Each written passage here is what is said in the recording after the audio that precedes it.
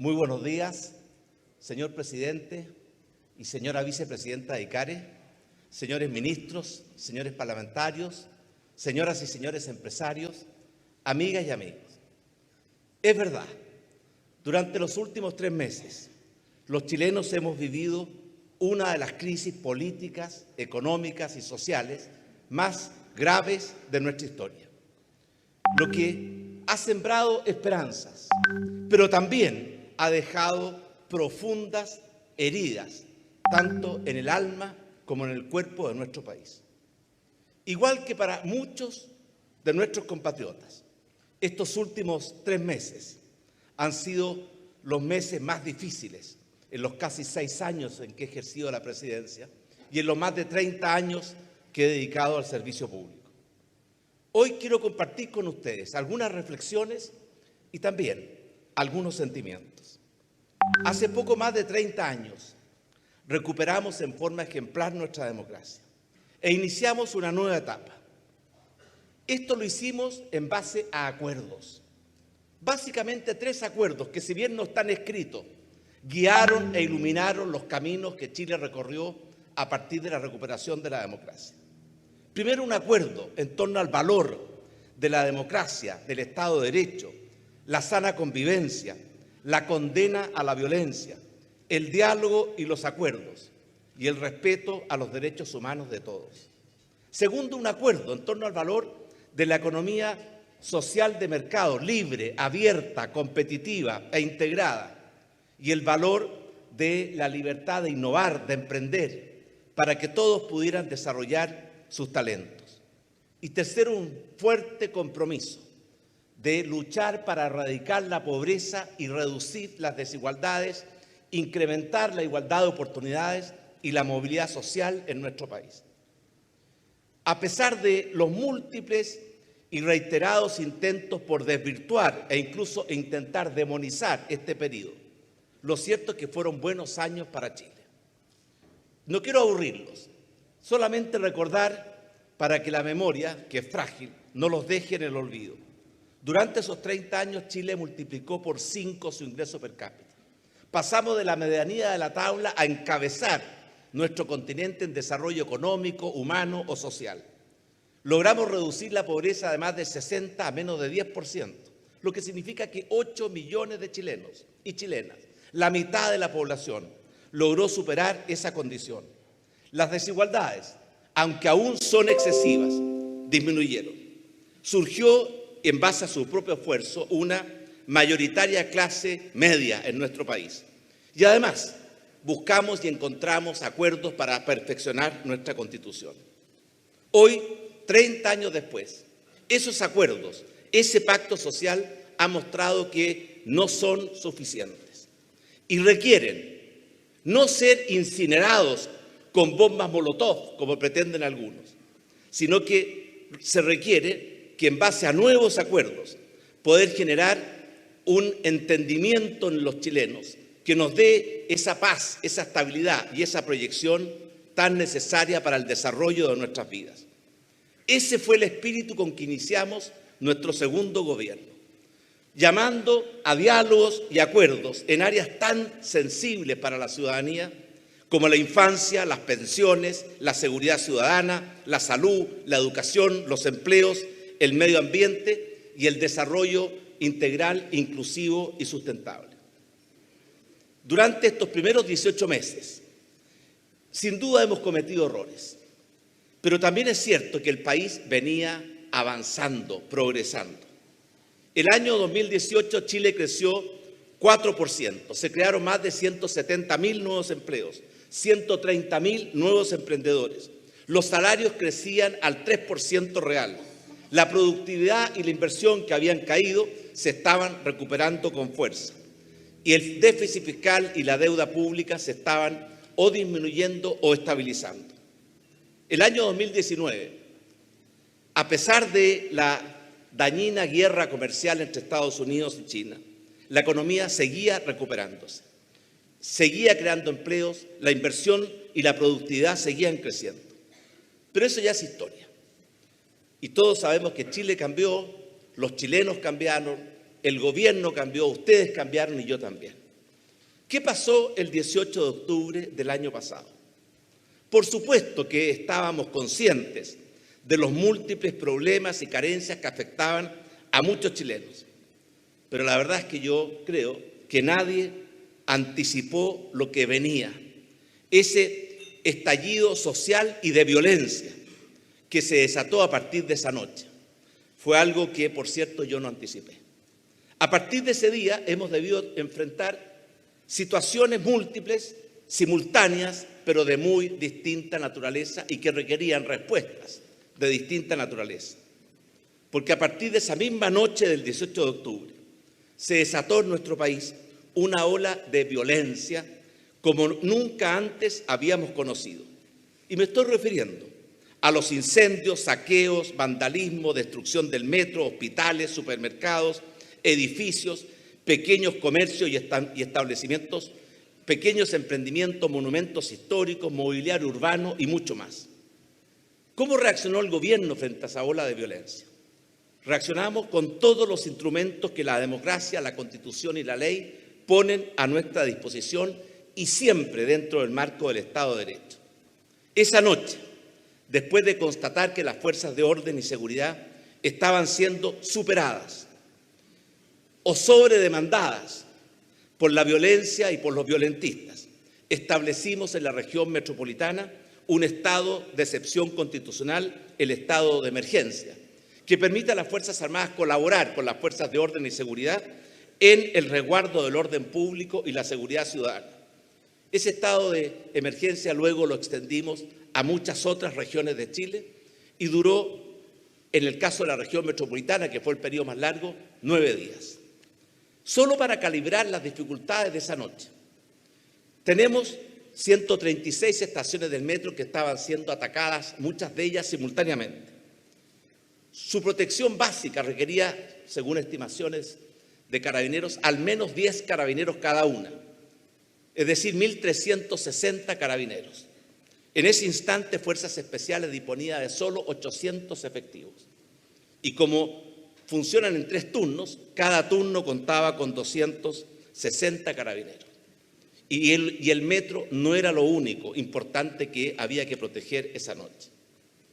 Apenas establecido el estado de emergencia, tomamos todas las medidas y precauciones posibles para garantizar el fiel cumplimiento de las reglas, protocolos y deberes de las fuerzas de orden y seguridad y las Fuerzas Armadas, para poder avanzar y asegurar el resguardo de los derechos fundamentales de todos los ciudadanos.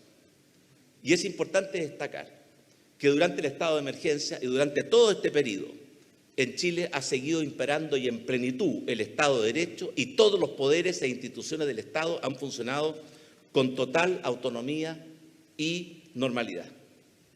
Pocos días después de esa noche del 18 de octubre, a través de una agenda de orden público y seguridad ciudadana, impulsamos un conjunto de leyes, a mi juicio, indispensables y necesarias, y que llevaban mucho, demasiado tiempo en el Congreso, como la ley que moderniza a Carabineros y a nuestro sistema de inteligencia, como la que permite combatir con mayor eficacia los saqueos, el vandalismo, los encapuchados, las barricadas, la que permite a las Fuerzas Armadas colaborar con las fuerzas de orden en la protección de nuestra infraestructura crítica, como hospitales, servicios públicos, aeropuertos.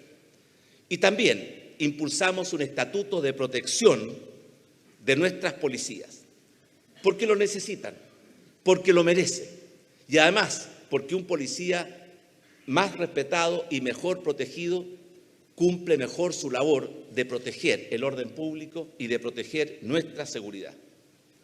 Necesitamos, sin duda, una policía moderna, eficaz y con legitimidad frente a la ciudadanía para poder cumplir su insustituible y esencial labor.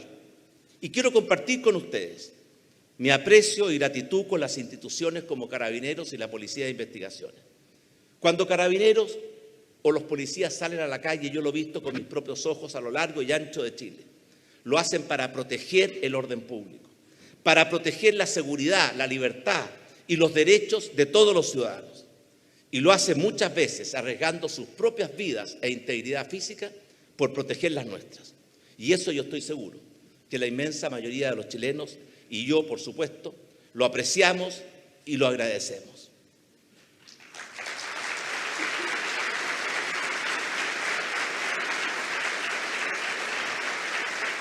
Quiero también ratificar nuestro pleno y total compromiso con los derechos humanos de todos, en todo tiempo, en todo lugar y en todas circunstancias. Por eso, cuando estos derechos humanos no se han respetado porque no se cumplieron los protocolos o la ley, o se ha hecho uso excesivo o abusivo de la fuerza, o se han vulnerado derechos fundamentales, la política de nuestro gobierno y también de las instituciones ha sido poner de inmediato a disposición de la Fiscalía para que investigue y de los tribunales de justicia para que juzguen todos los hechos relacionados con circunstancias como las que mencioné. Porque así es como debe ser, y especialmente en un país democrático y con Estado de Derecho como es el nuestro. También nuestro compromiso con el orden público y la seguridad ciudadana es total y absoluto, pero debe enmarcarse siempre dentro del marco del Estado de Derecho y el respeto de los derechos fundamentales de los ciudadanos. Quiero compartir con ustedes algunos sentimientos muy personales respecto de lo que se llama la soledad del poder. En esos momentos estelares es cuando la presidencia se siente y es una responsabilidad que pesa, y es cuando se ejerce en solitario. Eso ocurrió la noche del martes 12 de noviembre, que nunca olvidaré. Habíamos iniciado muy temprano nuestra jornada en La Moneda, porque ese día la mesa social había convocado a una marcha y a un paro nacional que había terminado en una violenta manifestación y en hechos de violencia sin control en casi todos los distintos lugares de nuestro país.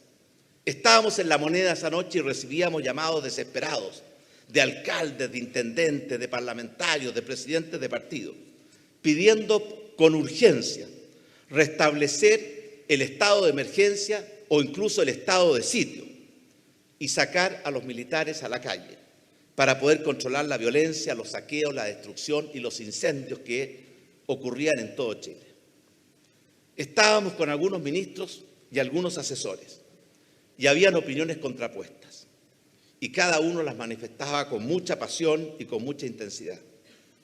En el fondo teníamos dos opciones: optar por la solución militar para intentar restablecer el orden público o darle una oportunidad al diálogo, a los acuerdos y a la paz. Sabíamos que la opción militar podía conducir a que manifestantes atacaran los cuarteles militares con todas las consecuencias y riesgos que de ello se derivaban. Sabíamos también que esa opción cerraba todas las puertas al diálogo en curso que sosteníamos con la oposición para alcanzar un acuerdo con muchas fuerzas políticas que permitiera encauzar una salida institucional a la crisis. En medio de ese acalorado debate, con muy buenos argumentos por ambas opciones, y sabiendo que el país esperaba, y con cierta angustia, una definición, pedí a los ministros que me dejaran solo unos minutos en mi oficina. Y ahí reflexioné en solitario, como uno reflexiona cuando está solo con su conciencia. Y experimenté lo que se llama la responsabilidad del poder y la soledad del poder. Después de analizar las opciones, decidí que íbamos a seguir el camino de darle una nueva oportunidad al diálogo, a los acuerdos y a la paz. Sabíamos que esta opción no detendría inmediatamente la violencia, pero tenía la más profunda convicción que era la alternativa correcta, la mejor alternativa para avanzar hacia una paz verdadera que tanto necesitaba nuestro país. Poco después, frente a los medios de comunicación que esperaban con ansiedad, le propuse al país 3 acuerdos, un triple acuerdo: un acuerdo por la paz, un acuerdo por la justicia social y un acuerdo por la Constitución. Yo sé que esa noche muchos no comprendieron ni compartieron esa decisión. 2 días después, un amplio conjunto de partidos logró un valioso acuerdo político en torno al proceso constitucional, que permitió una reforma a nuestra actual Constitución que abre las puertas a un plebiscito en que los chilenos tendremos la palabra el 26 de abril de este año. A pesar de estar consciente que la violencia ha ido retrocediendo y que la paz ha ido avanzando, tengo plena conciencia que muchos compatriotas han sufrido las graves consecuencias y heridas que esta violencia ha dejado en el cuerpo y en el alma de nuestros ciudadanos y de nuestro país. La inmensa mayoría de los chilenos queremos vivir en paz, queremos vivir con seguridad, queremos poder ejercer nuestras libertades y nuestros derechos, de ir a trabajar, de poder desplazarnos, de ir a estudiar y todo lo que significa las libertades esenciales para la vida de las personas. Necesitamos un acuerdo nacional contra la violencia, porque no basta con quererlo o decirlo. Tenemos que unirnos con fortaleza y sin ninguna ambigüedad para condenar todo tipo de violencia, aplicar todo el rigor de la ley a todo tipo de violentistas y también desenmascarar a todos aquellos que en el fondo la promueven o la legitiman. A partir del 18 de octubre, también escuchamos y en forma fuerte y clara la legítima y pacífica voz de la gente, que pedía acelerar el ritmo hacia un Chile más justo, sin pobreza, con mayor igualdad de oportunidades y movilidad social, con más dignidad y menos abusos, con más justicia y menos privilegios. Pienso que los chilenos están pidiendo y exigiendo no solo una mayor igualdad vertical, también están pidiendo una mayor equidad horizontal. La igualdad vertical tiene que ver con la meritocracia, la igualdad de oportunidades, la movilidad social. La equidad horizontal apunta a la dignidad de todas las personas, a no tolerar abusos, a respetar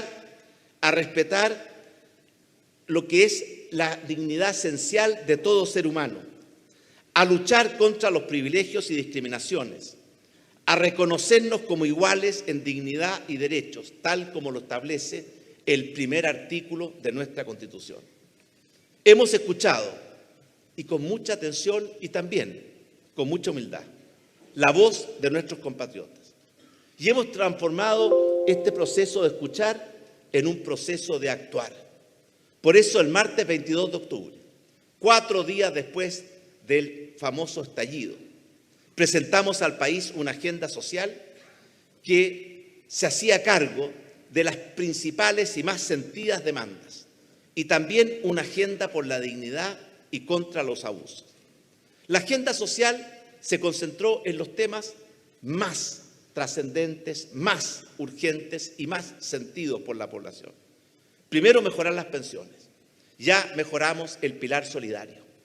Desde el diciembre del año pasado, 1.600.000 chilenas y chilenos están recibiendo pensiones mejoradas en hasta un 50% y todas las mejorarán en un 50% en un plazo máximo de 2 años. Hoy se vota en la Cámara de Diputados y aprecio y agradezco el acuerdo que logramos ayer con una parte de la oposición para darle mayor viabilidad a esta segunda etapa de la reforma de pensiones, que va a permitir mejorar las pensiones de nuestra clase media y muy especialmente de nuestras mujeres. 850.000 personas se van a ver favorecidos con reajustes significativos en sus pensiones si logramos aprobar este proyecto de ley. Por eso nuestro llamado a los diputados a que antes que se inicie el receso parlamentario dejemos aprobada la ley de pensiones para la clase media, de forma tal de dar una señal de aliento, de alivio y de esperanza a tantas chilenas y chilenos que lo esperan hace tanto tiempo. Pero además de un reajuste significativo, cerca de 56.000 pesos garantizados para los hombres, cerca de 76.000 pesos para las mujeres, lo cual significa reajustes importantes, aunque sabemos nunca suficiente. Esta reforma nos permite asegurar 2 garantías universales. Primero, las dos reformas, la del pensión solidario y la segunda etapa de la reforma previsional. Primero, cuando estas reformas estén en plena ejecución, ningún pensionado en Chile va a estar por debajo de la línea de la pobreza. Y segundo, ningún pensionado en Chile que haya cotizado 30 años y que haya cotizado algunos años en el nuevo sistema tendrá una pensión inferior o tendrá un ingreso inferior a lo que es el ingreso o el salario mínimo actual en nuestro país. Esas son garantías que nunca antes habíamos podido entregar. Pero no solamente la agenda se concentró en las pensiones, también la salud ha sido una permanente demanda de nuestros ciudadanos. Y está en el Congreso el proyecto que crea un mejor FONASA, que incluye un plan de salud universal, una red de prestadores de servicios de salud, plazos garantizados máximos en la atención de enfermedades no auge, que hoy día no tienen ninguna garantía, un seguro de enfermedades catastróficas y un subsidio a la adquisición de medicamentos. Esto unido a la mayor disponibilidad de medicamentos bioequivalentes, los convenios que ha hecho FONASA con las farmacias, el nuevo rol de Senabast, que compra barato y venderá barato a todas las farmacias con el compromiso que ellas también vendan barato al público. Y además, con otras medidas que estamos tomando, va a significar una reducción en el precio de los medicamentos cercano al 70%, que sin duda significa un gran y merecido alivio a millones y millones de chilenos, y muy especialmente a los enfermos crónicos y a nuestros adultos mayores.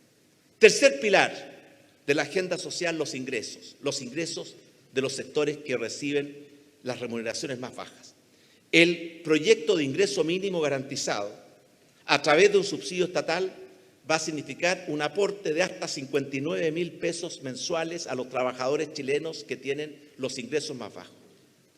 Pero además de esta agenda social, que tiene muchos otros componentes que por razones de tiempo omito, también hemos puesto en marcha la agenda por la dignidad y contra los abusos, que apunta precisamente a avanzar hacia un trato más justo y más digno para todas las personas, mayor respeto de sus derechos como ciudadanos, como consumidores, como trabajadores. Y quiero anunciar que en los próximos días enviaremos al Congreso Nacional un proyecto de ley que nos permitirá detectar y castigar con mayor eficacia los abusos, las conductas antimonopólicas, las colusiones, los carteles y los delitos económicos. A partir del 18 de octubre, también escuchamos otra manifestación de nuestra ciudadanía que apuntaba a lo que se llama el orden institucional, el pacto social o la Constitución.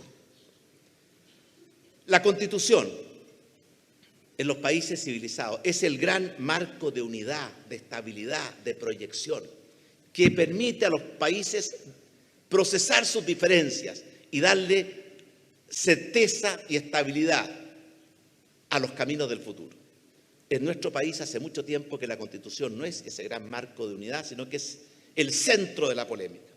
Por eso, el acuerdo alcanzado por un conjunto de partidos políticos apunta precisamente a eso, a buscar un acuerdo que nos permita que la Constitución tenga ese apoyo amplio y sólido que le dé esa estabilidad y legitimidad que le permita jugar ese rol que es tan importante en las naciones. Por esa razón, el acuerdo establece dos caminos, ambos igualmente legítimos y democráticos para perfeccionar nuestra Constitución. El primero, a través de una convención constituyente, mixta o plenamente elegida. El segundo, a través de la institucionalidad vigente. El 26 de abril, a través de un plebiscito, los chilenos vamos a escoger el camino. Y quiero asegurarle a todos mis compatriotas que el gobierno dará total garantías a todas las partes, fomentará la participación de nuestros ciudadanos y velará para que todos ellos se puedan pronunciar libre y pacíficamente. Pero siento que hasta ahora la discusión se ha centrado solamente o exclusivamente o mayoritariamente en los procedimientos, en los métodos, y no hemos discutido el fondo. Y tal como lo dijo Claudio, yo creo que es útil iniciar una conversación y buscar acuerdos respecto de qué queremos que sean los principios y los contenidos básicos que estén en nuestra Constitución. Porque eso va a dar estabilidad y y va a dar certeza, en un proceso que por su naturaleza, si se decide el camino de una convención constituyente, va a tomar mucho tiempo. Por esa razón, yo creo que hay algunos principios, algunos contenidos básicos, que en mi opinión debieran estar en nuestra Constitución, como el principio de la libertad, la democracia y el Estado de Derecho, la separación, independencia y transparencia de los poderes del Estado, el valor de la vida y de la familia, la igualdad de derechos entre hombres y mujeres, el derecho a la salud, educación, seguridad social, vivienda, orden público, la libertad de enseñanza y el derecho preferente de los padres en la educación de sus hijos, el derecho de propiedad y de libre emprendimiento, la libertad de expresión, de conciencia y de culto, el reconocimiento de los pueblos originarios, la responsabilidad fiscal y macroeconómica del Estado y la existencia y autonomía de instituciones claves como la Contraloría, Ministerio Público, Tribunal Constitucional, Consejo de Defensa del Estado, Servicio Electoral y Banco Central. Son principios y son contenidos que yo creo que deberán ser parte de nuestra Constitución. Si de verdad queremos tener una Constitución legítima y respetada por todos y lograr que sea ese gran marco de unidad, de estabilidad, de certeza, tenemos que empezar por respetar la Constitución que tenemos. Y muy especialmente aquellos que al asumir sus cargos públicos juraron respetarla y cumplirla y que no están cumpliendo con ese compromiso. Además de la agenda de seguridad, la agenda social, la agenda de dignidad y antiabusos y la agenda constitucional, el Gobierno también ha debido enfrentar y poner en marcha otras tareas y prioridades que han surgido a partir del 18 de octubre, como por ejemplo la agenda de reconstrucción de todo lo que se ha vandalizado, quemado o destruido, la agenda de ayuda a las pymes para que recuperen su capital de trabajo y puedan ponerse en marcha y seguir aportando. También la agenda de protección y creación de empleos para hacer frente a un periodo difícil en materia de empleo que ya estamos viviendo. Y finalmente una agenda de reimpulso y reactivación económica que involucra recursos por 5.500 millones de dólares a través de múltiples herramientas, incentivos tributarios a las inversiones en infraestructura, aportes para inversiones en vivienda, aportes a la reconstrucción, apoyo a las micro, pequeñas y medianas empresas, aportes transitorios a la reforma previsional y muchos otros. Por razones de responsabilidad fiscal, hemos decidido que el componente de gasto permanente de estas agendas se financia con ingresos permanentes provenientes de la modernización tributaria. Y el componente transitorio de todas estas agendas se va a financiar haciendo uso de los fondos soberanos, es decir, el ahorro de nuestro país y de un incremento en la deuda pública. El diseño e implementación de todas estas medidas, a pesar de tantas voces maximalistas, demagógicas e irresponsables, se ha hecho con un criterio de responsabilidad fiscal y macroeconómica. El financiamiento de todas estas medidas va a significar un gran esfuerzo fiscal y nos va a desviar, por una vez, de la trayectoria de convergencia que veníamos trayendo en materia de déficit estructural. Nuestro gobierno recibió el déficit en 2 puntos del producto y nos habíamos comprometido a reducirlo a razón de 0,2% al año y habíamos bajado y el año pasado lo habíamos reducido a 1,5%. Este año correspondía a 1,4% de acuerdo al programa.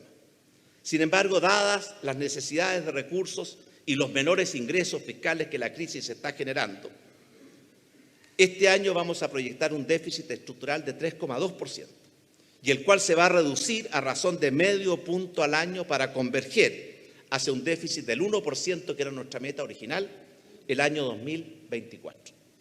Con esta trayectoria, la deuda pública va a crecer. Este año va a estar en cerca del 30% y va a llegar a cerca de un 32% y 35% el 2021 y el 2022 para después estabilizarse. Yo creo que estos rangos son rangos razonables y nos ponen dentro de los rangos adecuados en el contexto internacional. Pero también es cierto que la trayectoria y consecuencia del estallido de la violencia y la manifestación legítima de demandas sociales y de cambios institucionales aún no está escrito. No sabemos cómo va a terminar lo que se inició ese 18 de octubre o lo que se manifestó ese 18 de octubre. Y va a depender de nuestras conductas y de nuestras acciones, y básicamente existen dos caminos.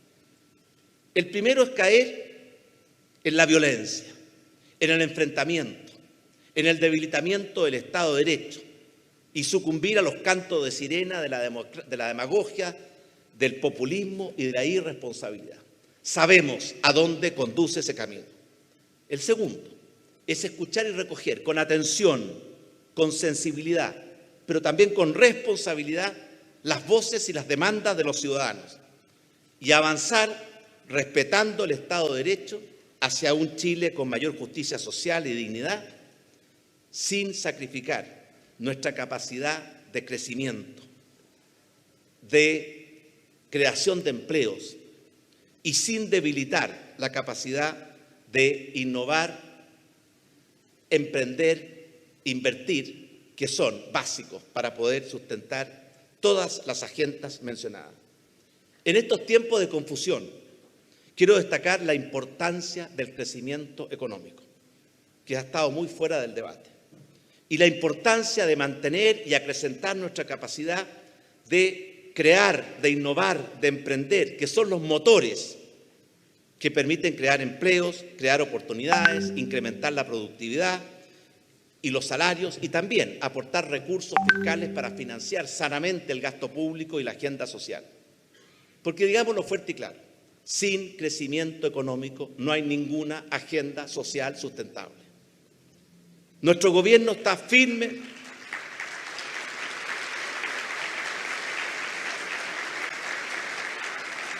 Nuestro gobierno está firmemente comprometido con impulsar ese segundo camino, el del diálogo, los acuerdos, la responsabilidad, pero también la sensibilidad y el sentido de urgencia para atender a los requerimientos y legítimas demandas de la ciudadanía. Por eso, para lograr que esa hoja de ruta avance y con fuerza, vamos a seguir impulsando la agenda social, la agenda por la dignidad y los antiabusos, la agenda del orden público y la seguridad ciudadana, la agenda de reconstrucción, ProPyme y proempleos y la agenda de reimpulso económico.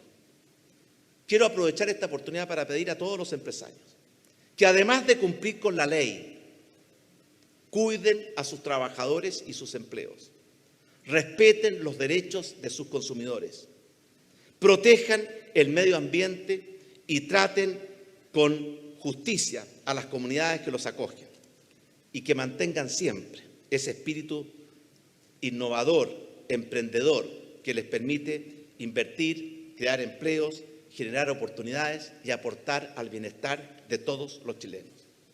Sin duda, estas agendas no agotan todas las tareas del gobierno.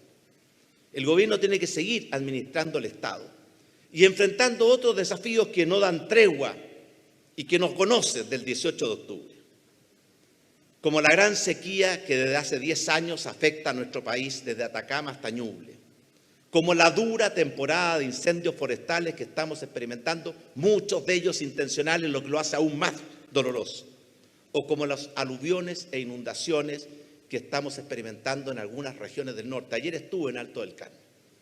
Dan ganas de pedirle a San Isidro que distribuya mejor la lluvia en nuestro país.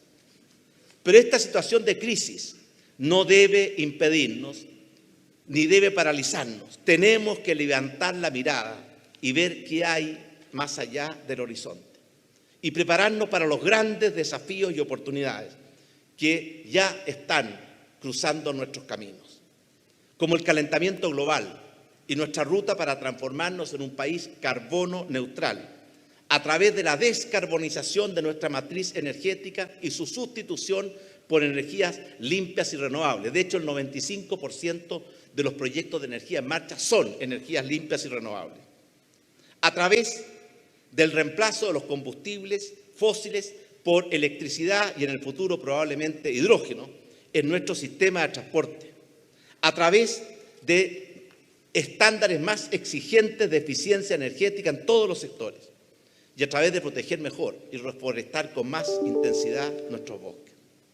También estamos enfrentando en forma muy propia este calentamiento global a través de la sequía y la dificultad que tenemos en el abastecimiento del recurso hídrico. Por eso hemos tomado un conjunto de medidas para poder enfrentar este tremendo desafío que van desde reducir las pérdidas, mejorar la eficiencia en el uso del agua, reutilización de aguas servidas, acumulación de aguas en embalses o en acuíferos naturales, crear nuevas fuentes de energía como las plantas desalinizadoras. Es todo un plan que está en marcha ya hace mucho tiempo para enfrentar esta otra amenaza de la sequía que asola a nuestro país. Y por otra parte, debemos también enfrentar el rápido proceso de envejecimiento que está afectando a nuestra población. Porque cada día nacen menos niños y por eso nuestro firme compromiso con la maternidad y con la familia. Y porque cada día vivimos más y por eso nuestro firme compromiso con el plan Adulto Mejor. Estamos también asumiendo el desafío de modernizar el Estado. El Estado en nuestro país se quedó definitivamente atrás. No responde a las necesidades del presente, no se hace cargo de los desafíos del futuro, no provee los bienes públicos esenciales con la calidad que requieren en materia de educación, salud, transporte. Y además, no está incorporando en plenitud una visión de futuro y una visión de un Estado al servicio de la gente, y en eso tenemos un ambicioso plan en marcha. Pero, sin duda, estos son desafíos formidables, que van a exigir lo mejor de cada uno de nosotros. Pero también tenemos un poderoso aliado que es la revolución tecnológica, la revolución digital, la ciencia, la tecnología, que están poniendo a nuestra disposición herramientas de las cuales nunca antes habíamos disponido y que nos van a permitir, sin duda, una mucho mejor forma de enfrentar los desafíos anteriores, y de ahí la importancia de impulsar la ciencia, la tecnología, la innovación y el emprendimiento. Pero por sobre todo, yo creo que lo más importante, el desafío más grande que tenemos en Chile hoy, es recuperar el sentido de unidad nacional, recuperar la amistad cívica, el compromiso con el diálogo y los acuerdos y el sentido de una misión a cumplir. Cada generación tiene una misión a cumplir. Los padres de la patria tuvieron la misión de legarnos un país libre, soberano e independiente. La generación que nos antecedió tuvo la misión de recuperar nuestra democracia. Nosotros tenemos la misión no solo de superar esta crisis, sino que de transformar a Chile durante esta década en un país desarrollado, sin pobreza, con mayor igualdad de oportunidades, con mayor movilidad social, con más respeto, con más dignidad, con más amistad, con más unidad para enfrentar juntos los desafíos del futuro. Enrique McKeever se preguntó alguna vez, ¿qué ataja el poderoso vuelo de la República? Vicente Huidobro decía, no hay nada más difícil que abandonar un sueño. Sin embargo, la historia nos muestra que muchos sueños quedan abandonados por falta de visión, de compromiso, de voluntad y de coraje. Podemos pensar distinto, y es bueno que así sea, pero al mismo tiempo tenemos que aprender a caminar y construir juntos. Nos queda mucho Chile juntos. Por eso termino mis palabras haciendo un llamado a todos mis compatriotas.